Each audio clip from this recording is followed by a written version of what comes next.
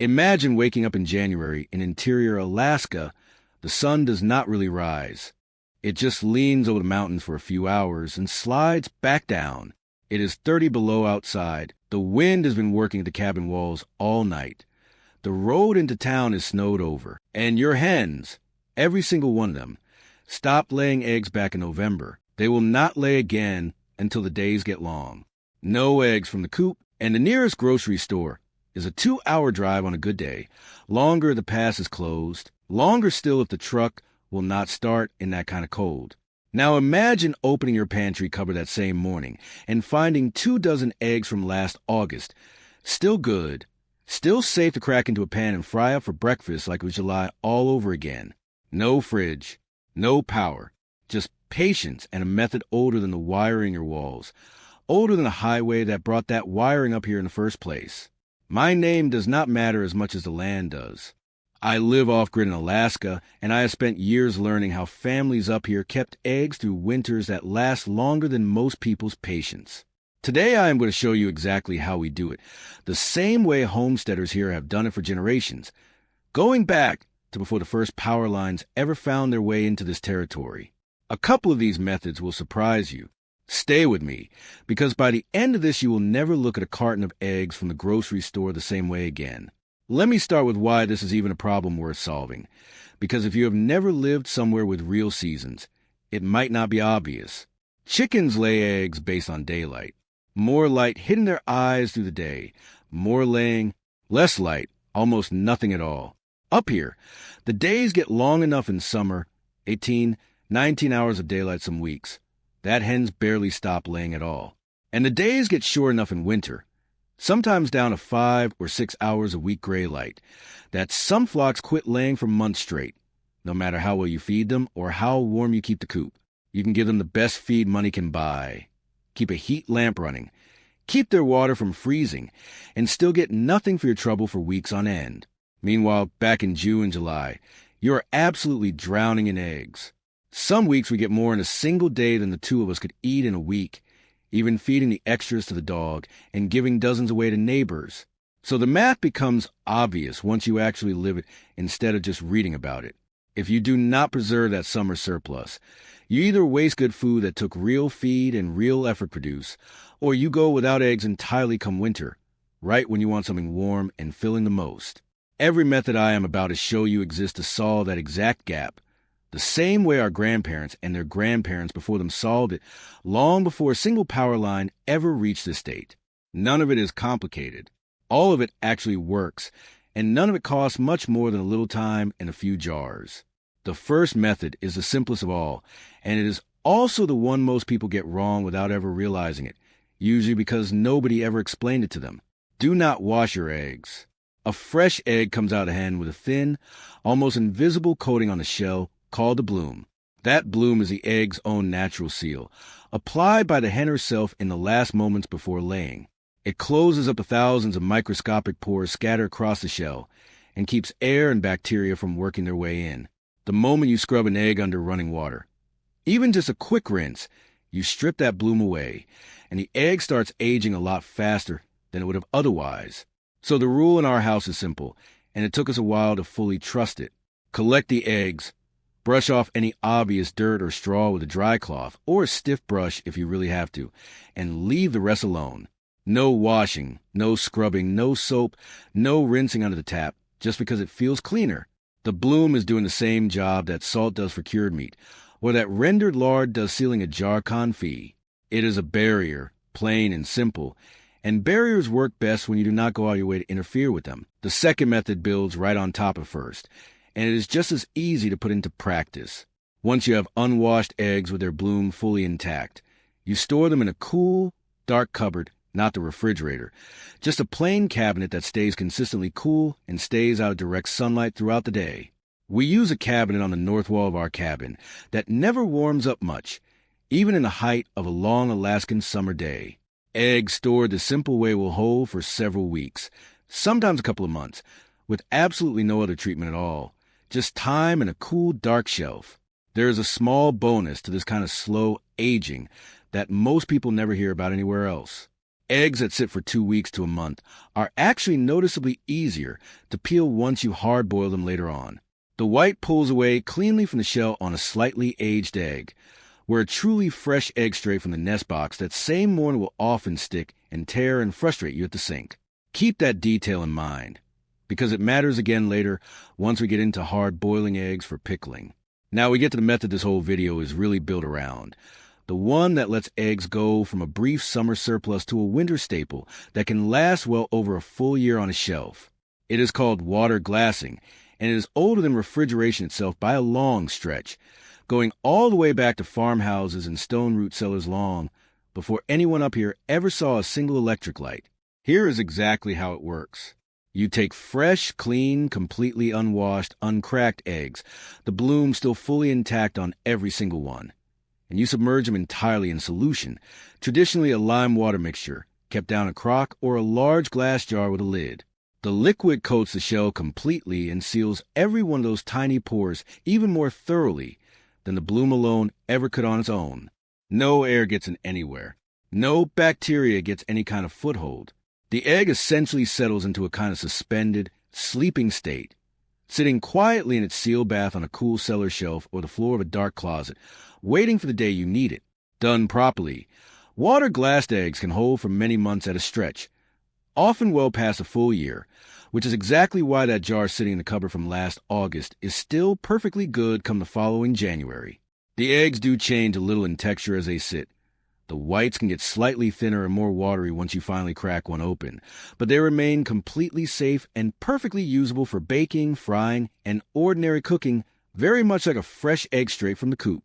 The honest word here, and I want to be straight with you about this part especially, is that this method only works with eggs that are fresh, clean, and fully uncracked at the moment you start. Do not try to water glass eggs that are already a few weeks old, or that show even a fine hairline crack you can barely see. The seal can only protect what was already good going in. Check your jar every so often as the months pass, and if anything ever looks off or smells off, do not risk it. Just toss that batch and start fresh. But done right, this single old method turns a brief summer flush of extra eggs into a winter that genuinely never runs dry. Before I show you how we turn the rest of our eggs into something you will actually crave all winter long, I want to ask a quick favor of you. If this kind of old, off-grid, no-power knowledge is useful to you, do me a favor and hit subscribe and turn on notifications while you are at it. I put out videos like this on a regular basis, the same steady way I am putting up eggs and meat and root vegetables for the long winter we are already living through up here right now. It costs you absolutely nothing, and it genuinely helps keep this kind of practical knowledge alive for people who actually want it. Now, let's move on to the method we actually use the most out of everything, every single year without fail, which is pickling. Pickling works on a completely different principle than water glassing does. Instead of sealing the egg away from the air entirely, you are placing it into an environment that is simply too acidic for spoilage bacteria to survive in at all. This is the exact same underlying science behind pickled meat, pickled vegetables, really anything you have ever seen sitting quietly in a jar of vinegar on somebody's countertop. The acid does the same protective work that salt does in a traditional meat cure, or that the bloom does naturally on a fresh shell. It simply makes the environment hostile, and hostile environments keep food safe for a very long time. To get hard-boiled eggs ready for pickling, you have to cook them properly first.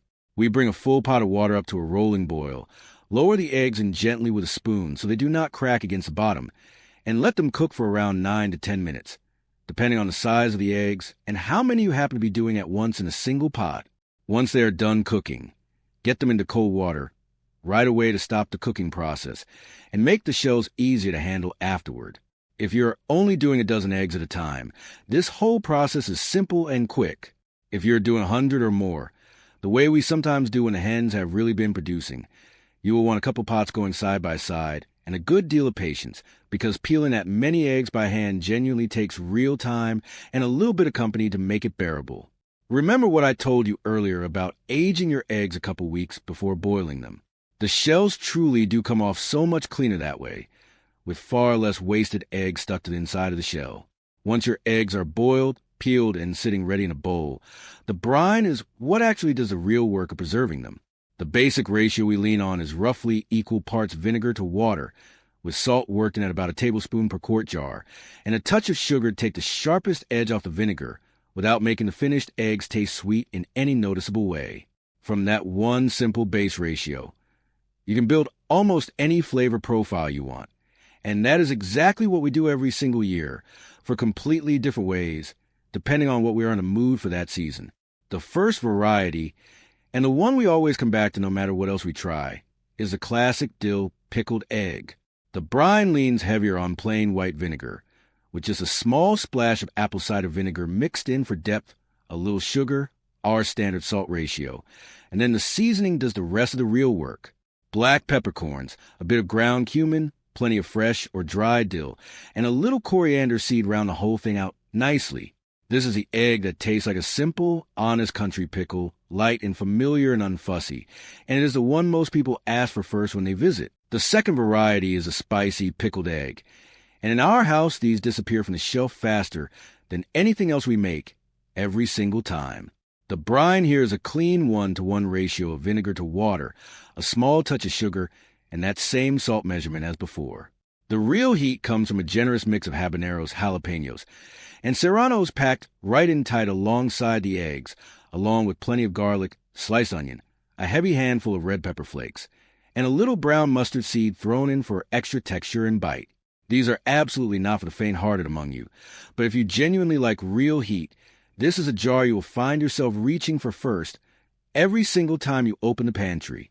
The third variety is sweeter and a fair bit more unusual looking, the beet pickled egg. Here we mix apple cider vinegar and plain white vinegar 50-50 together with water, our usual salt measurement, and this time we add sugar quite generously, because the entire goal with this particular jar is a sweeter overall profile rather than a sharp one. Thin sliced beet goes in right alongside the eggs, along with whole cloves, celery seed, a touch of fresh thyme, and black peppercorns for balance. The beets do far more than just flavor the brine here. They turn the entire egg a deep, striking purple all the way through, which makes it one of the most visually striking jars on the whole pantry shelf, and genuinely one of the more interesting eggs to slice open and serve at the table. The fourth variety is the one we are still newest to as a family, and it might honestly be the best smelling jar in the whole batch by a wide margin. This is the Asian-style pickled egg, built on a base of rice wine vinegar with a little regular white vinegar added in if the liquid level needs topping up, soy sauce for real depth of flavor, water, salt, a good amount of red pepper flakes, and fresh lemongrass for that bright, fragrant top note that fills the whole kitchen while it simmers. What makes this particular jar different from the rest is how we handle the vegetables. Instead of cooking the carrot, shallot, ginger, garlic, and green onion directly into the hot brine, we layer them in completely raw right alongside the eggs. Cooking them first would soften that crunch far too much, and the crunch genuinely is half the appeal of this particular jar. The raw vegetables stay crisp the entire time the eggs sit pickling, which gives you real texture as well as flavor every single time you crack the lid open. However you choose to flavor your brine, the actual process of putting the jar together stays exactly the same from one variety to the next. You pack your peeled eggs into a clean glass jar, layer in whatever vegetables and seasonings that particular recipe calls for, and then pour your hot brine over the whole thing, leaving about an inch of headspace at the very top of the jar. A warm lid and a snug ring go on next, and that seal, sometimes called an open kettle seal in the old canning books, locks everything in tight for the long wait that follows. Now for the patience part, because pickled eggs are absolutely not an instant food by any stretch of the imagination. We always let ours sit for a minimum of 2 full weeks before we even think about cracking a jar open to taste. That is the shortest amount of time you should ever give them. Longer is always genuinely better.